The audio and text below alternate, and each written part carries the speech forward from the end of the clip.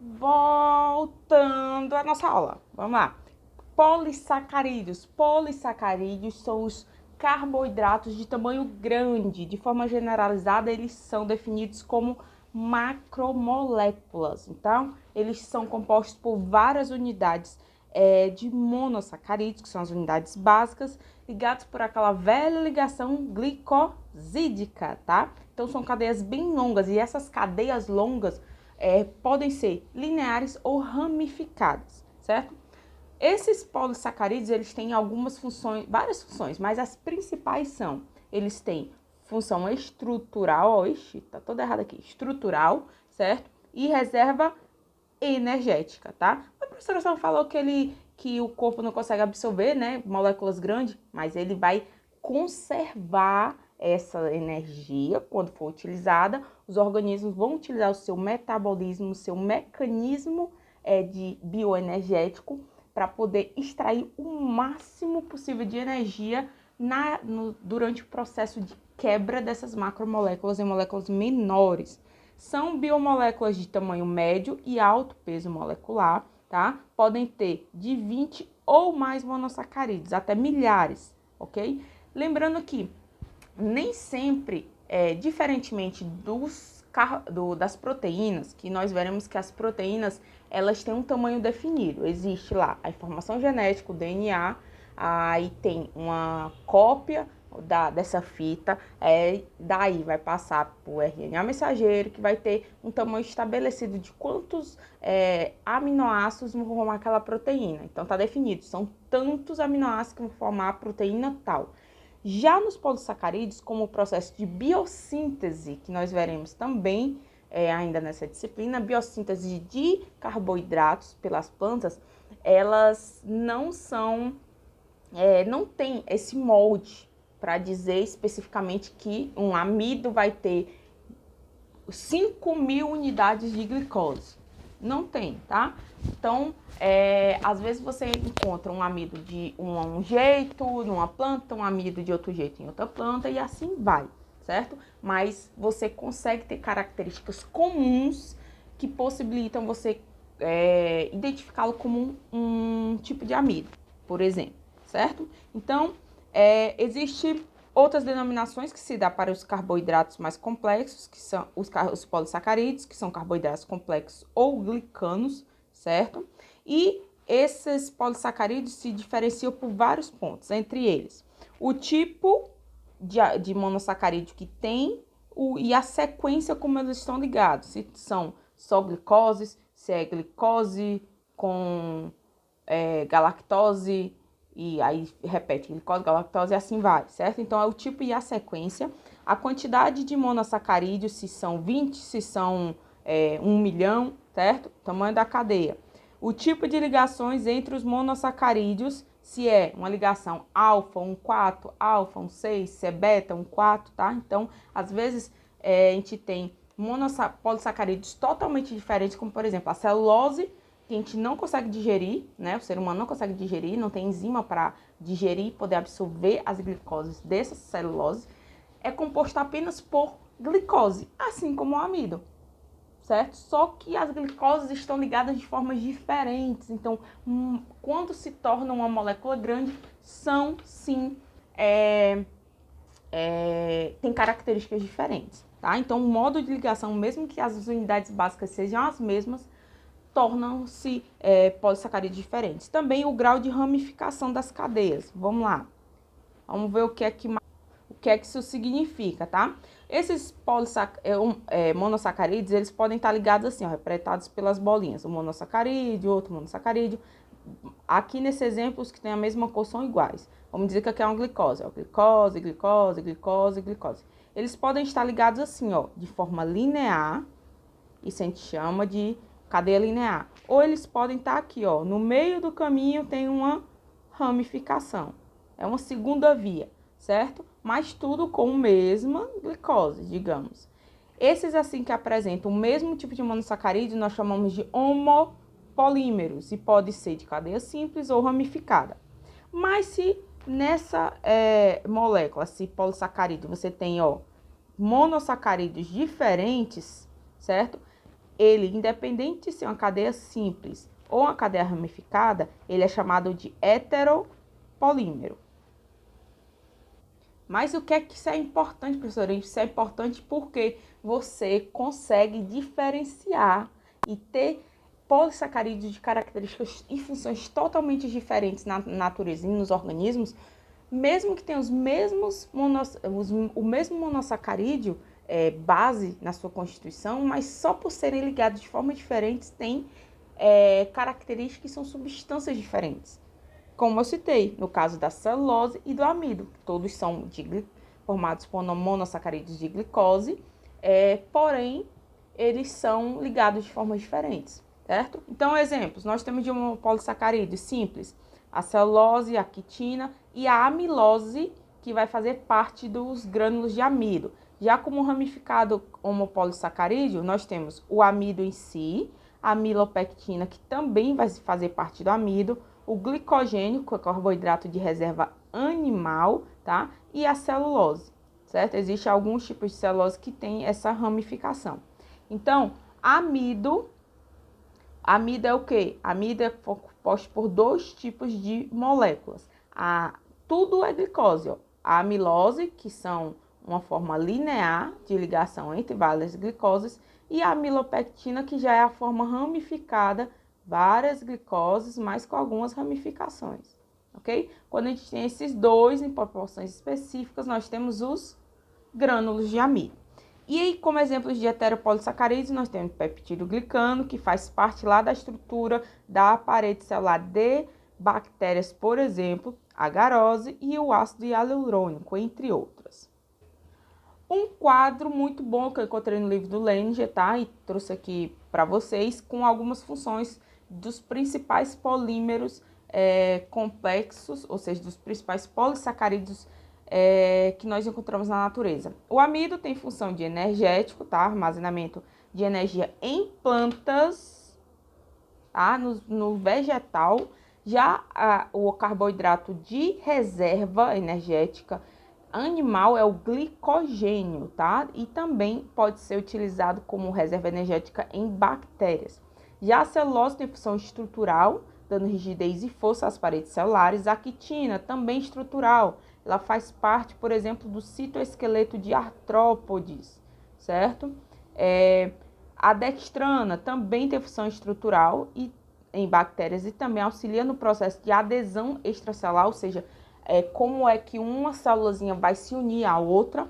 Tem o peptidoglicano, ou alguns chamam de peptidoglicana, que vai fazer parte da parede celular de bactérias, tá? Auxiliando no processo de rigidez e formato da célula, que vocês verão na disciplina de microbiologia com mais intensidade, e ajuda na formação do envelope celular. Já a agarose, ela tem função estrutural em algas e materiais de parede celular. E o ácido hialurônico, também chamado de glicosaminoglicano, tem função também estrutural em vertebrados, além de participar dos processos de viscosidade e lubrificação de articulações. Então, tem várias funções, além da energética. Aqui é aquela observação que eu adiantei, né? Dei um spoiler de que, diferente das proteínas, os polissacarídeos não apresentam uma massa molecular definida, tá? Por isso que nem todo amido é igual. Entre os homopolissacarídeos de armazenamento, separei aqui uma comparação entre amido e glicogênio, tá? O armazenamento de energia na forma de polissacarídeo no reino vegetal é de amido, principalmente nos tubérculos e sementes, tem maiores quantidades. E no caso de animais e algumas bactérias, em formato de glicogênio, que está abundante no fígado e também no músculo esquelético. Os dois podem estar ou em moléculas agrupadas ou nos chamados grânulos dentro das células. O amido, ele é um homopolissacarídeo de glicose, assim como o glicogênio, só o que vai variar é o tipo de ligação e as formas de se ligarem essas glicoses, enquanto que no amido tem dois tipos de estrutura, a amilose linear e a amilopectina ramificada. No glicogênio nós temos essas ligações muito mais ramificadas e a estrutura geral bem mais compactada do que um amido. Aqui é uma imagem, né, dos grânulos de amido, quando você bota no microscópio, ó, tem tamanhos diferentes. E lá dentro você vai encontrar duas cadeias.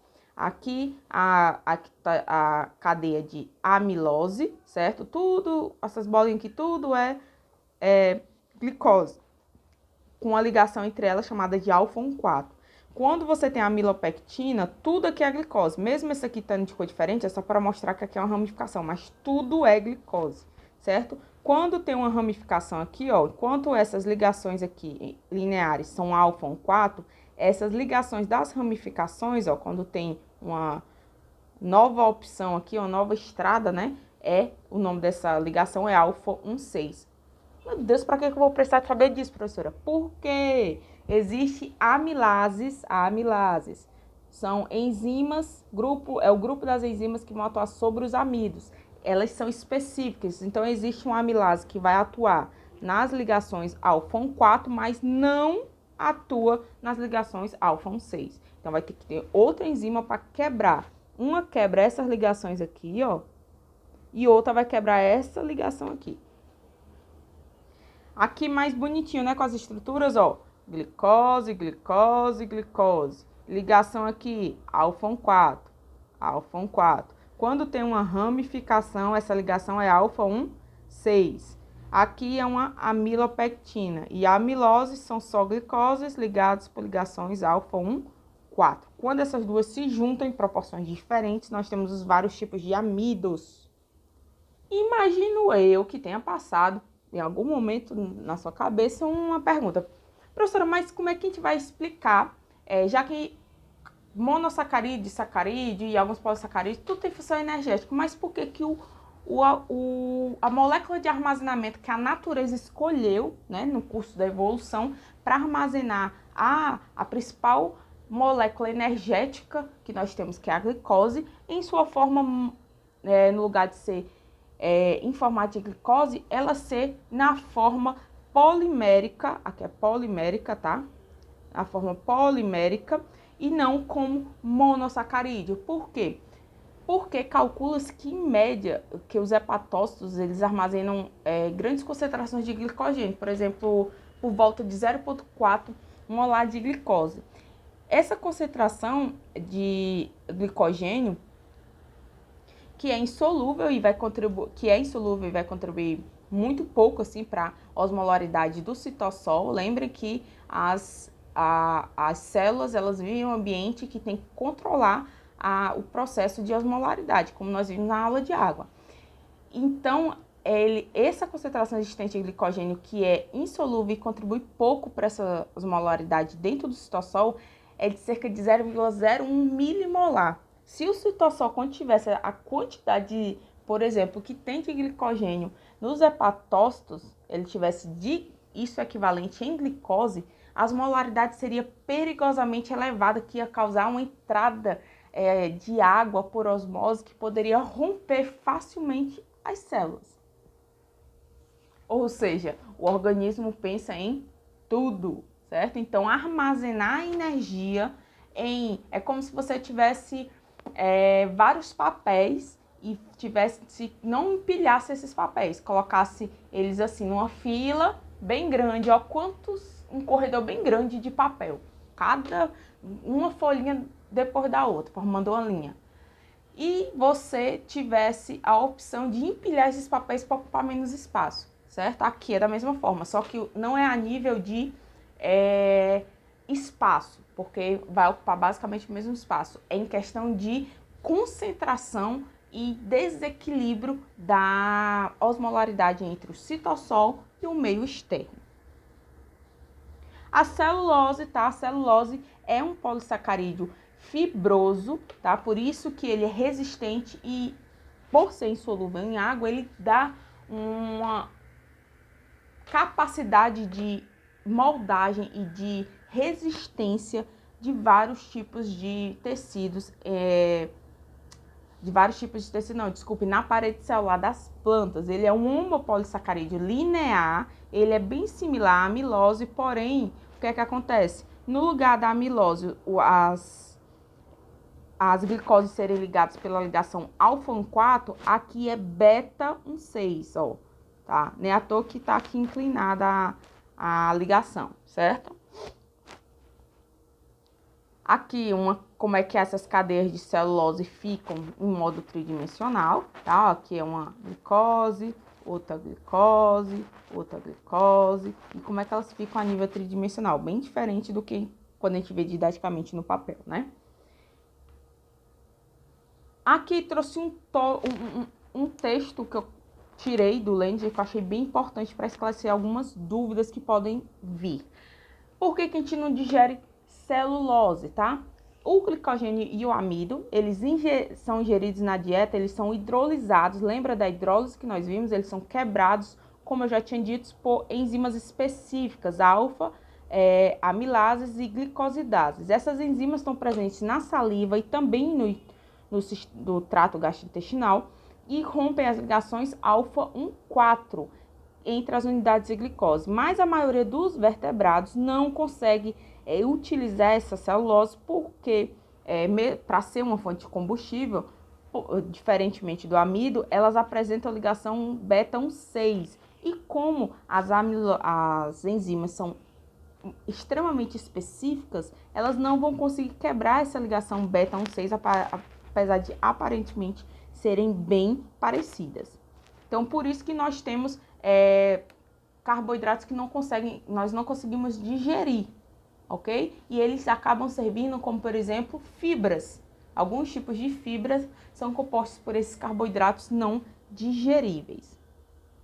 Então, significa que eles vão entrar no nosso corpo, podem acabar sendo até ser utilizados por alguns tipos de bactérias da nossa flora intestinal que tem a capacidade de quebrar essa celulose, tá? Porém, nós em si não conseguimos. Então, do jeito que ela entra, ela vai sair no bolo fecal.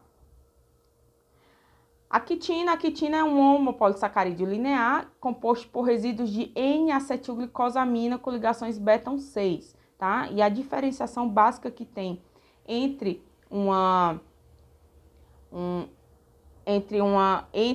quitina e uma celulose é basicamente a substituição do grupo hidroxila no carbono 2, ó, carbono 1, carbono 2, que é carbono 1, lembra que é depois do oxigênio, basicamente isso aqui, por um grupo amina acetilado aqui, ó. Basicamente essa é a diferença. E é a quitina que ela pode ser transformada por um processo químico para a produção de quitosana, um produto de amplo espectro microbiano, como atua sobre leveduras, sobre fungos, sobre bactérias. Que inclusive eu utilizei no meu trabalho de mestrado como cobertura antibacteriana. Já o peptídeo glicano, tá? Ele é uma macromolécula formada por várias substâncias, o NAG, o NAN e algumas cadeias laterais de peptídeos, ou seja, de carboidratos de tamanho pequeno, e que, portanto, ele será um heteropolissacarídeo e vai fazer parte da estrutura rígida das paredes celulares bacterianas. E a presença e as características desse peptidoglicano, da camada de peptidoglicano, que vai trazer uma grande diferenciação de dois grupos base de bactérias, as gram-positivas e as gram-negativas. Vocês vão ver em microbiologia essa diferença. Aqui, ó, nós temos um esquema, né, de mais ou menos como é que o NAN e o NAG estão ligados. Nós temos o NAN e o NAG ligados assim, e as ligações das outras cadeias laterais de peptídeos, certo? Então, você tem uma rede bem densa de substâncias que vão fazer parte da parede celular das bactérias. Já o AGA ele é um grupo de substâncias que são heteropolissacarídeos sulfatados, que eles são compostos basicamente não por glicose como os outros, mas por D-glicose, e alguns podem ter tanto o isômero D como o L, tá? E ele vai estar presente nas paredes de algas vermelhas. E na prática, muitos tipos de AGA, eles são utilizados, você pode até encontrar nas listas de ingredientes, tá? Como uma substância espessante, ele vai dar consistência aos produtos, como goma guar, HH, goma xantana, tudo é do grupo dos AGAs. E aqui, para finalizar, um quadro, resumo, com alguns métodos de análise de carboidratos, tá? Você pode ter análises específicas, como em um meio ácido para obter dados sobre monossacarídeos, ou por carboidratos que estejam em processo de metilação, ou os que estão em tamanhos intermediários, como por exemplo os oligosacarídeos menores, ou você pode analisar diretamente os polissacarídeos na sua estrutura macromolecular. Os temas importantes dessa aula, nossas referências, e façam os exercícios, envie suas dúvidas e tchau!